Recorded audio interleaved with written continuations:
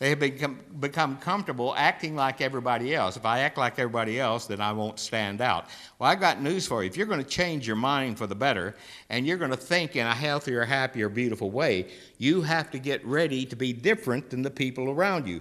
You have to be different than the people who are conforming to the world. We were told 2,000 years ago, stop conforming to the world, be transformed by the renewing of your mind, and honor the decision. Honor the decision. See, if we let go and let the beautiful happen, we are flowing forward and honoring the ability to do it and looking forward to tomorrow, which puts us in the category of positive futurists. And a positive futurist is someone who believes there is a positive tomorrow and looks forward to it. And looks forward to it. They find reasons for celebrating where we have come from, what we have learned, where we are now, and the potential that is backing us up. And then there are three things that we need to eliminate. One is confusion, the other is doubt, and the third one is whoops. I did that for you, Terry. I thought you'd appreciate it. I know. All right.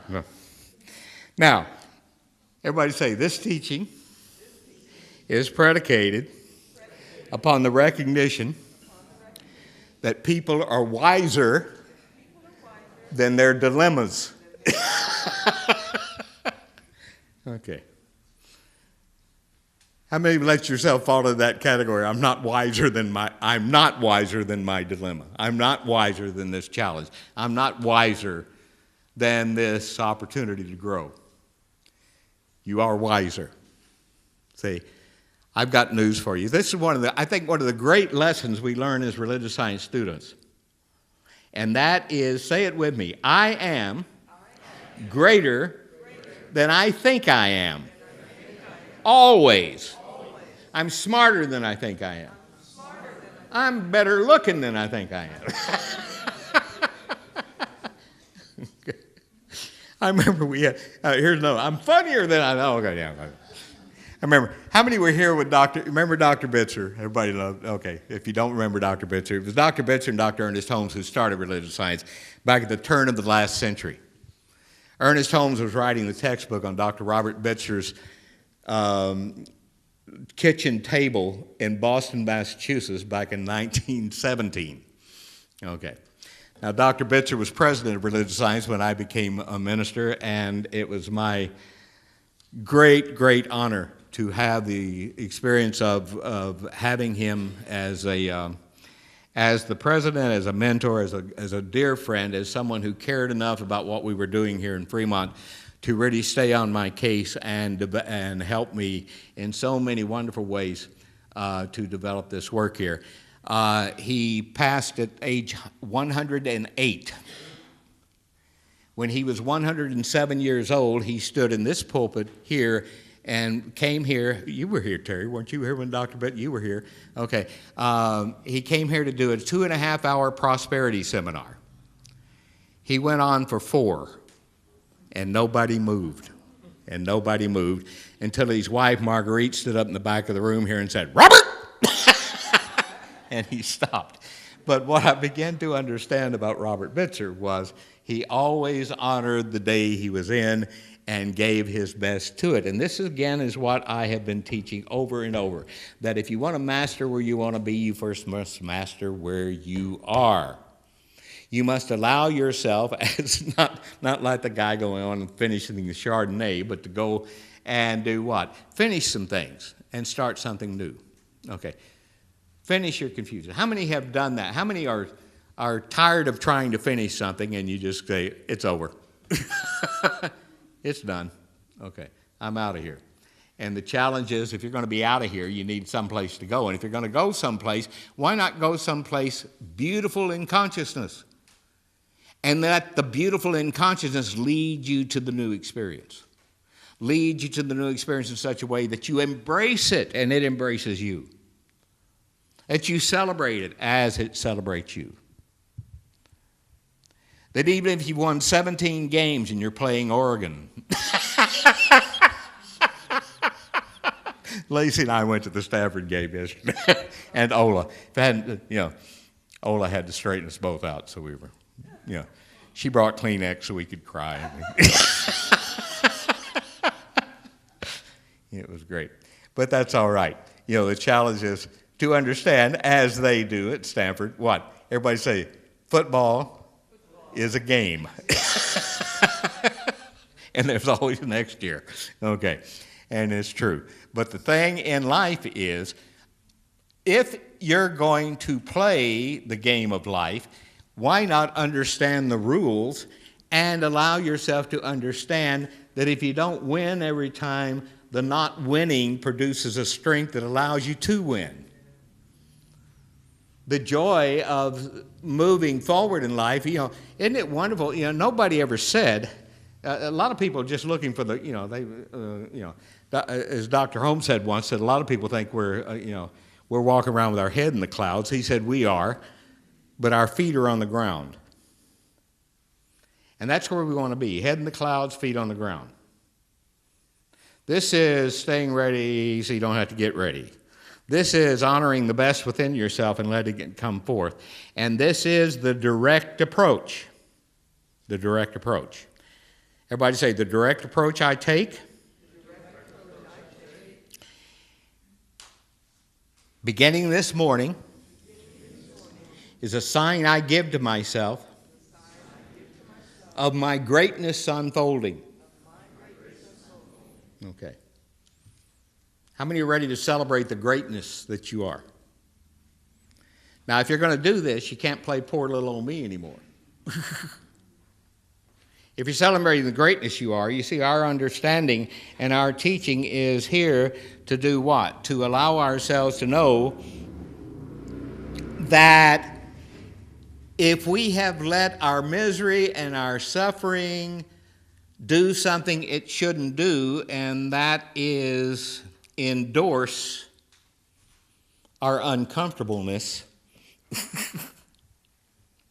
then all we have to do is stop endorsing it.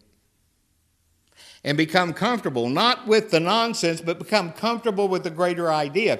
Become comfortable with possibility. How many know people that are uncomfortable with possibility? See? They'd rather complain than change. They'd rather complain than they'd rather look for what was instead of looking for what can be. So what are you endorsing this morning? It's unfortunate when we allow ourselves to get so caught up in poor little old me, and then everybody else says poor little old you. And then you got a pity party going on, and everybody's reinforcing what you don't want. And how many been in the middle of that? Okay. Now, if you want to get out of that, call Cher. Call Reverend Dr. Cynthia. Okay. Call Reverend Lacey. Call Reverend Barbara. Okay. Call Linda. Call one of our practitioners. Why? You know why? Because they're not going to believe your misery story. They're not going to believe why you're so confused and unhappy. They're not going to believe it. Why? Because they know the truth of you. And so our challenge is, as Dr. Holmes said, our challenge is to teach people. See, everyone who walks into our doors, they come here on Sunday, and you get a whole lot of wonderful things on Sunday. You get a whole lot of wonderful things on Wednesday, and you get a whole lot of things on classes. And this is why we have classes, because Dr. Holmes said there's a lot of people who do what we do naturally. For those of us that don't know how, we can learn. And if you don't know how, dear people, you can learn, because wherever you are now and whatever's happening in your life, it's just something you have learned to do. And if you don't want to do it anymore, then learn to do something else and stop doing the old stuff. Start doing the new stuff. And the power within you, as the song says, does what? Says what? Say, yes. Okay. So what are you giving this power to do? What is the yes in you doing as you? It's doing what you're letting it do. Nobody else is letting what's happening to you happen to you. You're letting it happen to you. And if you don't like it, then like you and then do what something you like does. Love you and do what something you love does. No matter how miserable we are, we remain essentially, dear people, intelligent. How many have done that? You let yourself get so miserable you forget about your intelligence. You're so busy finding fault in everybody else that you don't wake up and recognize that maybe what they are doing is just what you're seeing. It's not what they're doing. It's not what they mean to be doing. It's whatever. What you're reacting to is not them. You're reacting to your definition of them. How many know that's true of other people? Now let's put it in first person. How many know that's true of you? Okay. How many know if that's true of you and you stop doing it, maybe something special and beautiful and wonderful will happen? See, if you can get up every day and affirm something wonderful is happening today and it's me, okay. Everybody I meet today, it is going to be a fortunate experience to have me in their life. Okay. Because how many know that's true? Okay. Now, if you love that and honor that, recognize that you're in your life all the time. Okay. How many have done that? You find yourself in a situation where you just wake up one day and you're just sick and tired of putting up with yourself. You say, I've had enough of this. Okay. In this wonderful teaching of ours, the challenge is not to get smart, but stop insisting on being stupid.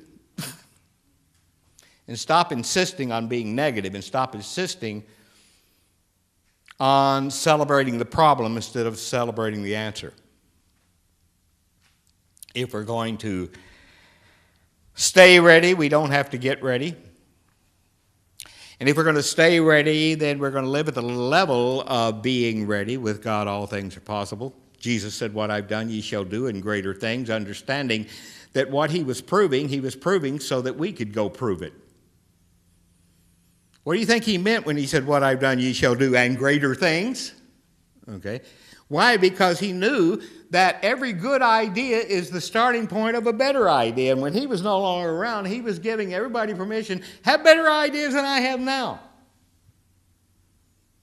How many have conformed to yesterday and have yesterday show up over and over and over and over and over again until you allow yourself something new in the now, and the power of yes says yes to it, and the old disappears and the new begins to unfold. But the challenge is to let it unfold in the right way, to prepare a place for it, to prepare a place for the beautiful. What are you preparing?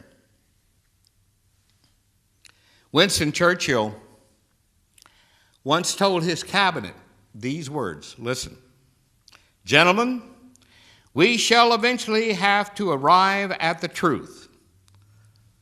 So why not begin with it? Eventually we shall arrive at the truth. So why not begin with it? Dear people, let this morning be a beginning. Walk out of here today and be thankful that you were here today to hear our lesson today, and you made a choice to do something about it and made a choice to walk out of here this day into this week and affirm, if I am ready, I don't have to get ready. Let's affirm together the last paragraph of the handout I gave. Today, I choose to touch the lives of everyone I meet with love and positive support. All my past heavy-laden states of choice are now freed from my thought and event, and I am the realization of the all good in action. Everything that is worthwhile within me now unfolds from me and surrounds me with the kingdom of healthy harmony. Let it be your way, dear people. I love you. Namaste. Thank you for being here today. Good.